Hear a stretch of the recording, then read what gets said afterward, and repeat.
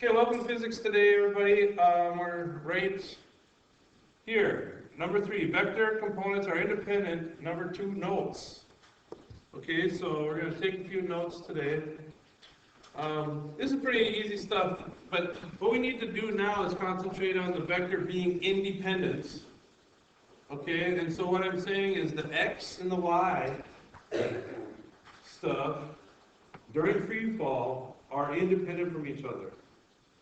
Okay, keep in mind that we spelled time with a y because usually we figure out how much time something has to move in the x direction according to how much time it has dictated by the gravity. Because if there's no gravity, if I started throwing something, Newton's first law says things tend to maintain their state of motion, which would mean if I threw something straight here, and there was no gravity, it would just keep going straight forever and ever and ever. Go out of our atmosphere, out into space, and just keep going straight.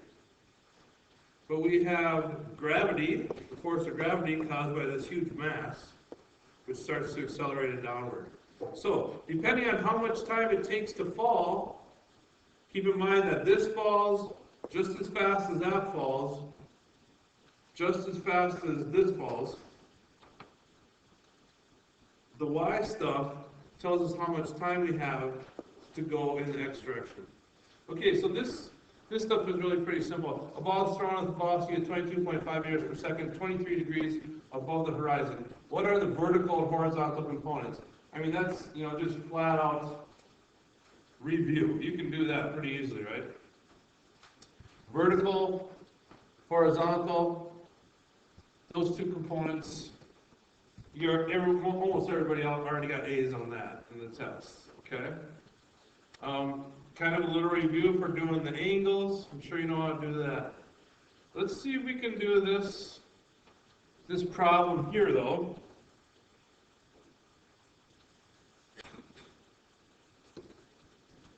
Okay, here's a little problem for you. It says a boat is traveling north directly across a river that is 5 kilometers across. The current is to the east at 3 kilometers per hour.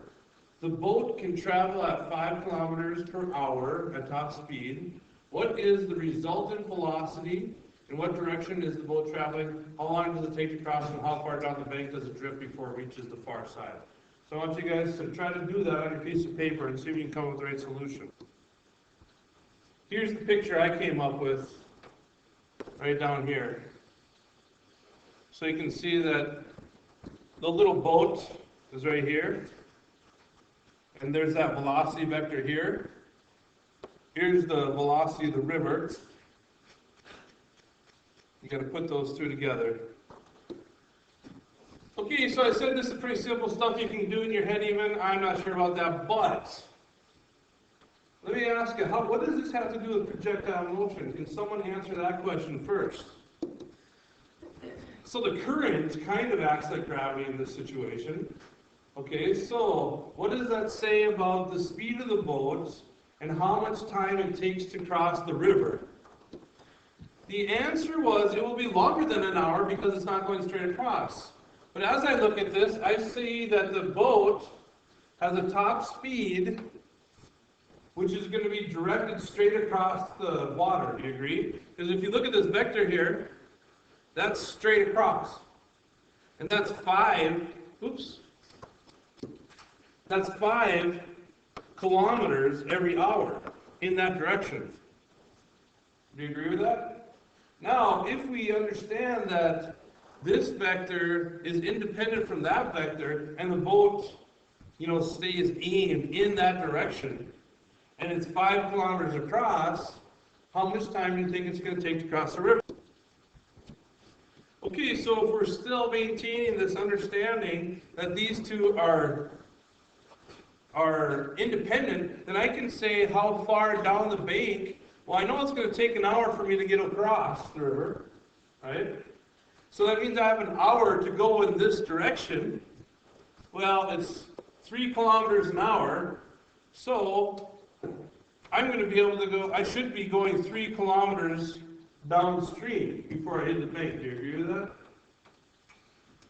And the next question is, what's the resultant velocity? Let me, a squared plus b squared equals c squared. And we've got an answer of 5.8 kilometers an hour. And the direction then, if you do the inverse tangent, would be 31 degrees east of north. Is that what you guys got? Okay. As I look at my notes here, there's a mistake. What we explained was correct, but my notes didn't say that. So this should be 5,000 meters, which would equal 1 hour. So, kind of like normal, if I start putting things down on paper instead of doing my head, I screw up more often. And then that would change this too. This would be 3. Instead of 0.1 hours here, it should be 1 hour, like I just said. Oops. 1 hour, and then so if we have 1 hour instead of 0.1 hours, this would be 3 kilometers downstream. So I had a little decimal problem there myself. Okay, let's try another one here. Okay, so this question. So this question says a ball has a velocity in the x of 12.5 meters per second and a velocity in the y of 6.25 meters per second. What is the actual velocity and what is the angle of elevation? Okay, this is really kind of a review question here too. So as long as I didn't make any math errors here, you would come up with an answer that's close. I rounded quite a bit here, but 14 meters per second at 30 degrees above the horizon is how we would say this.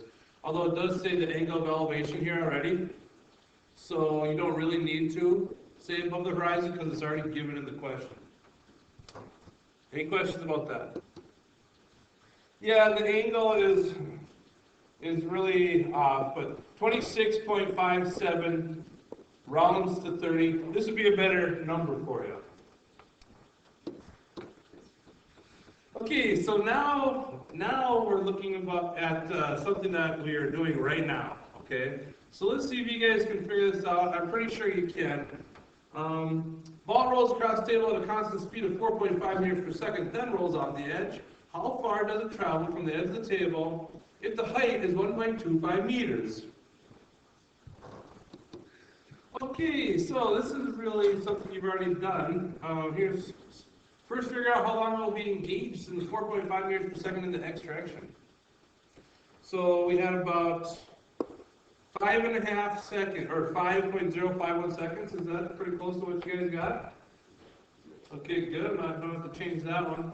And then you just multiply that by the x velocity, and you get... Okay, so this is not quite right. It should be something like 2.27 meters away from the edge of the table. Okay, here's one more question here for you. If you guys want to try to put this together. Okay, let's reveal the answer. It may be right, it may be wrong. But what we got here was 30. I have a feeling this one's right because I wrote it. 32.3 kilometers at 86.6 degrees north of west. Is that what you guys got? So the question is, where did I get the 45? And we've just talked about this kind of briefly, but this would be your 0 point, 0 degrees. And as you go around, if this is the axis here, this would be 90, this would be 180, 270, and then 360, and 0 are the same. So when it says 135 degrees, that would be over here, which ends up being 45 degree angle. And that's where I got that 45. Okay, well it's going to be ended on a strong note there. I actually got one right on the notes.